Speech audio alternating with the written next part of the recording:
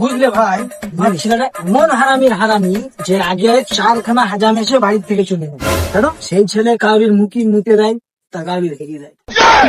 আরে তুমি চিন্তা করছো না ভাই, এই এরিয়ার মধ্যে আমার থেকে বড় হাজাম নেই। ভাই আমি 50 থেকে 60 বছরের বুড়ো কোনো মুসলমান দিয়েছি, ও তো সামান্য 12 বছর বয়স। দেখি তোমার ছেলে কত বড় হয়েছে, দেখছি। চল ভাই, ছেলে নিয়ে আসে যাও, আমি রেডি করি। ভাই কুদ্দুস, তো ভাই পোকে লিয়ে আয়।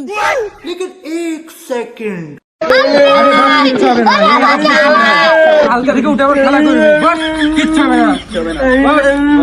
বাস, বাস। দেখি পাখিটা